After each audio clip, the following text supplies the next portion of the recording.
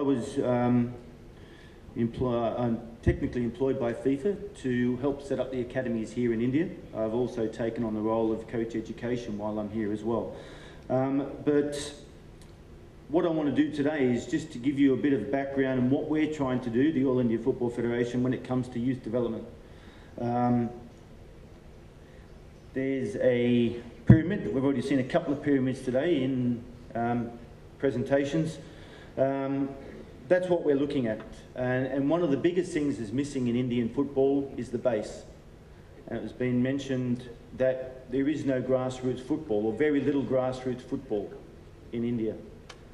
So part of our job, and Rajiv, he mentioned that most of his income goes on player salaries.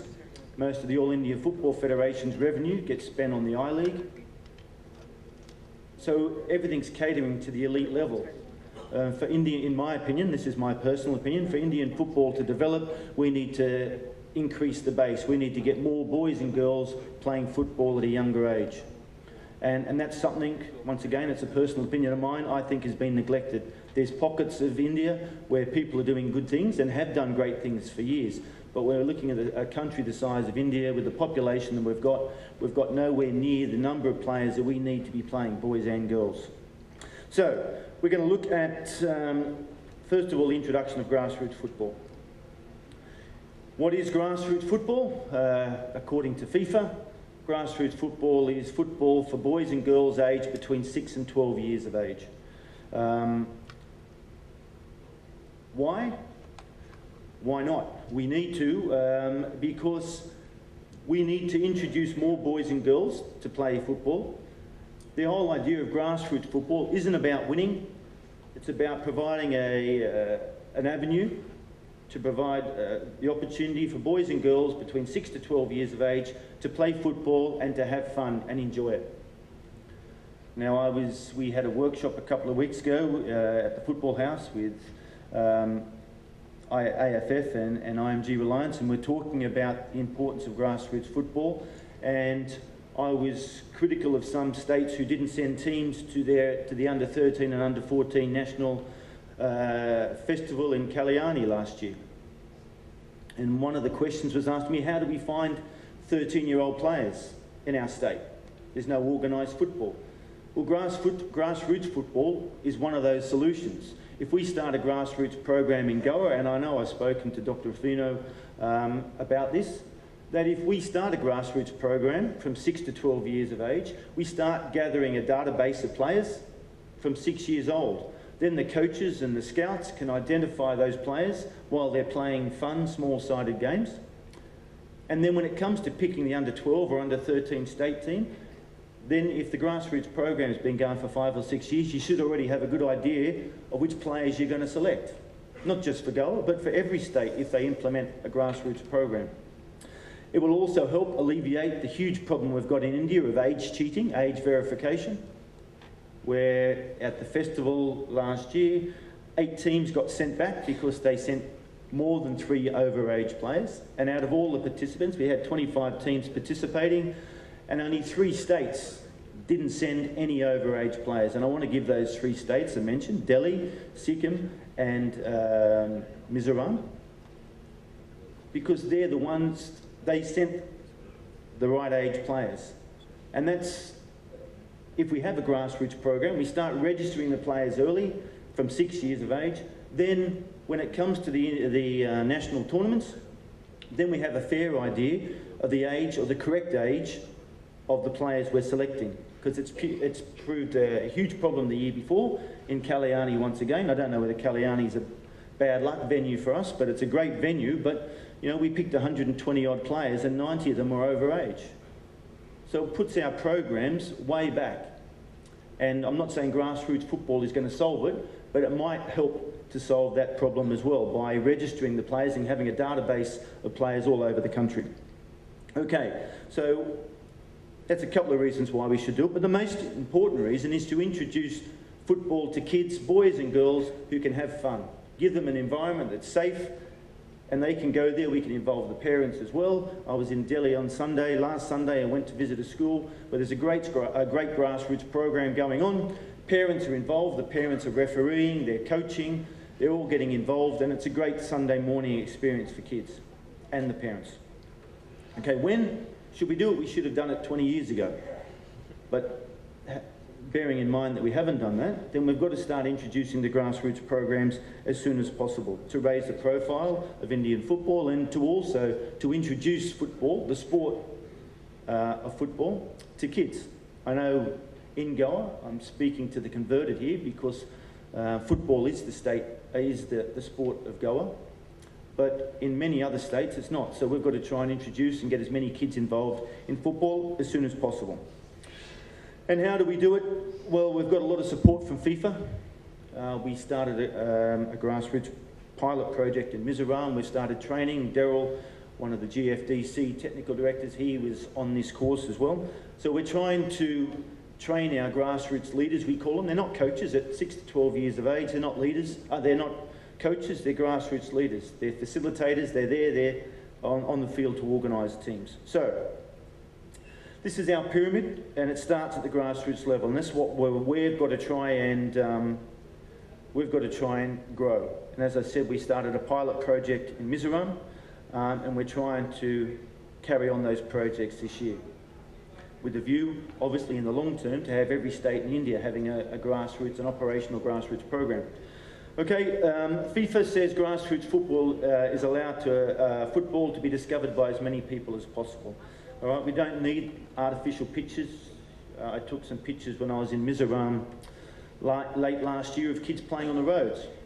But they're playing football, they're having fun. There was an adult there to making sure if motorbikes come and they get off the road. But it doesn't have, we don't need the best facilities. It'd be great to have great infrastructure and have perfect artificial pitches for the kids to play on, but it's not a reality at the moment. But we can play football anywhere. I think Robin mentioned on basketball courts, something like that as well. There's nothing wrong with that. Okay, but we've got to try and attract as many young players to the sport as possible.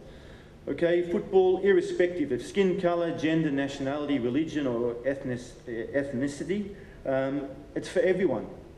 And no one should be excluded. And we've got to make it open to everyone.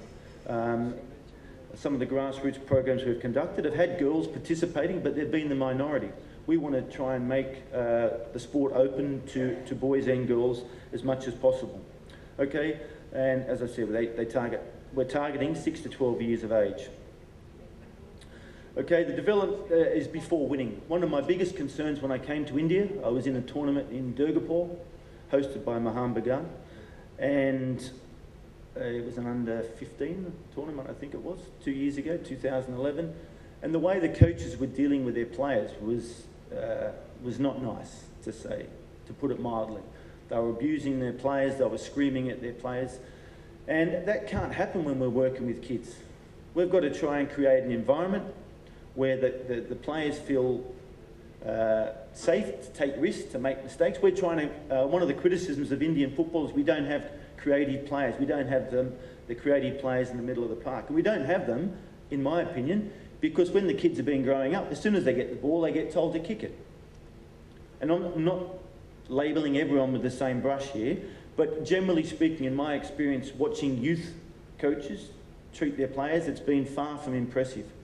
So we want to try and one of the reasons I think of the age cheating as well is because teams want to win at a young age.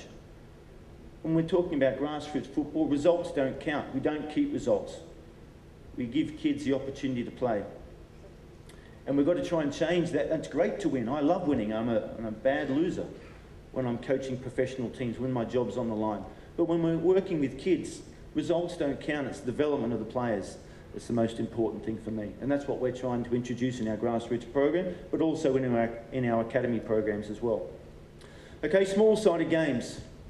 Something that we've got to do. I was in Mumbai a couple of months ago, speaking to Henry, and one of the issues they've got there is the Department of Education, their school competitions still play 11v11 with 8-year-olds. Okay, so there's a good chance on those big fields with big goals, if you've got a small goalkeeper, all you've got to do is chip the ball and he scores goals. Sometimes in those 11v11 games for 8-year-olds on a full-size field, some of the kids mightn't touch the ball. So we've got to try and implement small-sided games across the country as well, which I know happens in some areas. Okay, making it fun.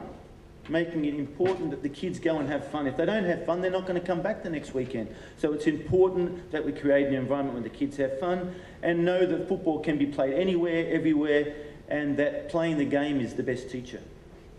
Right? We don't need, at grassroots levels, coaches. We need people who are going to organise the games.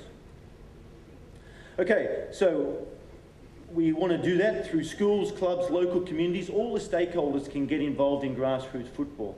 Okay, it can be organised on weekends, after schools, at lunchtimes, before school. That's the beauty of the grassroots football, is that its flexibility in its organisation.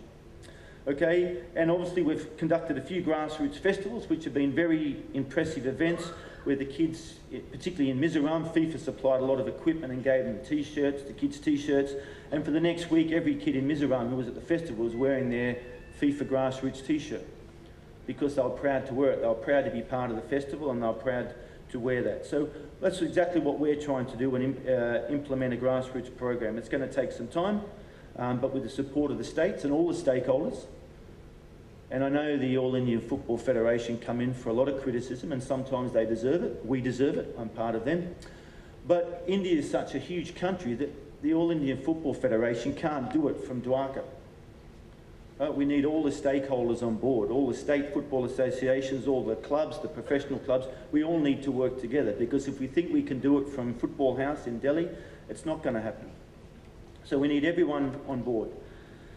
Okay, and then hopefully that will help us pick our national age group teams as well, and help the states pick their state teams in the long term.